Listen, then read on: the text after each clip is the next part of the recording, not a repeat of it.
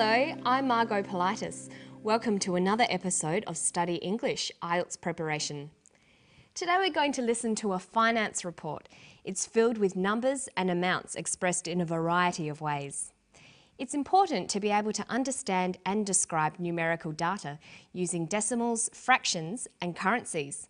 Listen to the day's finance report.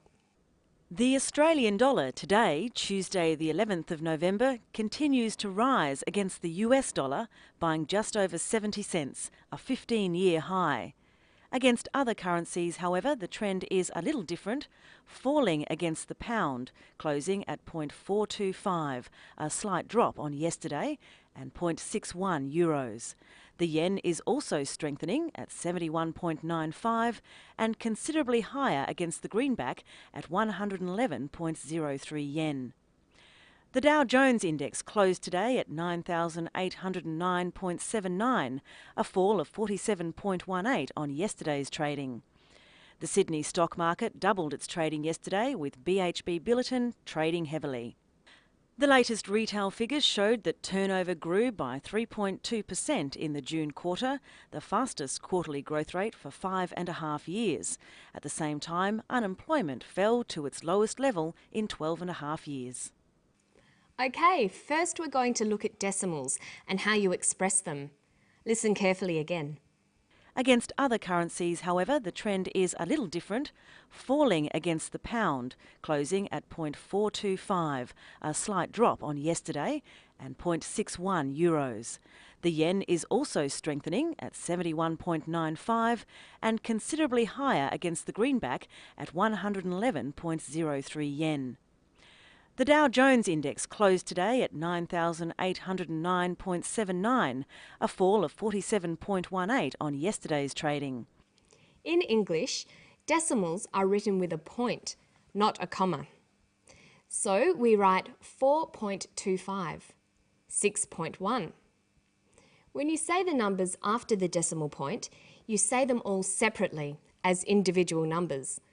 So we have 71.95, 47.18, 9,809.79. Notice that a zero is often spoken as O. Practice saying these numbers. 326.01,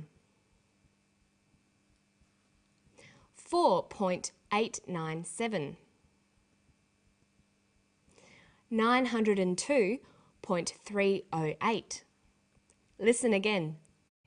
Against other currencies, however, the trend is a little different, falling against the pound, closing at 0.425, a slight drop on yesterday, and 0.61 euros. The yen is also strengthening at 71.95 and considerably higher against the greenback at 111.03 yen. The Dow Jones Index closed today at 9,809.79, a fall of 47.18 on yesterday's trading. The Sydney stock market doubled its trading yesterday, with BHP Billiton trading heavily. You can hear that when using numbers, there are often alternatives and many choices you can make. So, conversationally, we would usually say 111.03, but you will also often hear 111.03. Here, we could say 0.425, 0.425, or even just 0.425. Notice that in North America, people usually say 0, not 0 or O. Okay, now the other way of expressing numbers less than 1 is using fractions. Listen to the fractions here. The latest retail figures showed that turnover grew by 3.2% in the June quarter, the fastest quarterly growth rate for 5.5 years. At the same time, unemployment fell to its lowest level in 12.5 years. She uses the most common fraction, a half. Listen to how we say common fractions. A half, a third, a quarter, 2/3, 5/8, 3/4. Notice that once you understand the pattern, you can express any fraction you want. Try these. 7/18, 16/30, 14/40. Okay, now listen again to some of the report. Listen for different currencies.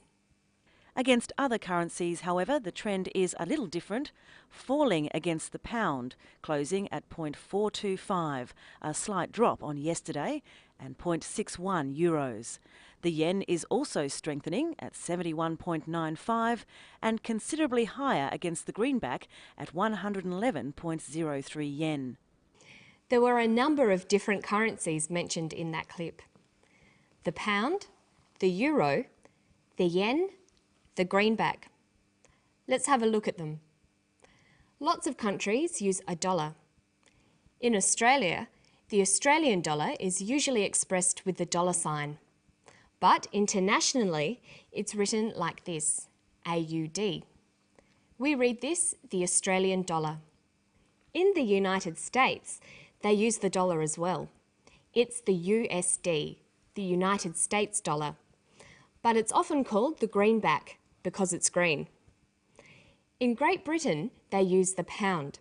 It's written GBP, but it's often called the pound sterling. In the European Union, they use the euro dollar, written like this, EUR. In Japan, it's the yen, written JPY. In China, it's the yuan, written CNY. And the renminbi, RMB. Notice that we write the currency before the number, but we say it after the number. So we read $2 or £4.15. Notice also how we read longer numbers. 3,470 Japanese yen. 192 Australian dollars. Notice that when spoken naturally, the one often becomes a and the and becomes squashed. We don't say 192, but 192. Try this one. 127,322 Hong Kong dollars. Okay, now let's listen to the report again, and then we'll look at another important use of numbers. The Australian dollar today, Tuesday the 11th of November, continues to rise against the US dollar, buying just over 70 cents, a 15-year high. Notice that she says Tuesday the 11th of November. Saying simple things like the date can be confusing in English, as the way they're said varies. In Australia, we say the 11th of November or November the 11th. Notice that it's written without the words the or of. For the 13th of February 2005, Australians would write this: 13.02.2005. But in North America, they'd write it 02.13.2005. You'll need to learn these to make sure you don't turn up somewhere on the wrong day.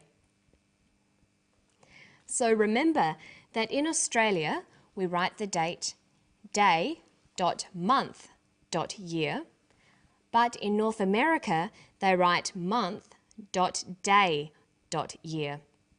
And there is even an international standard that says the format should be year.month.day. With numbers, dates and times, there are all sorts of variations. Just make sure you understand the currency, the time and the date, or you could find yourself in all sorts of trouble. And I'll see you soon for more Study English. Bye-bye.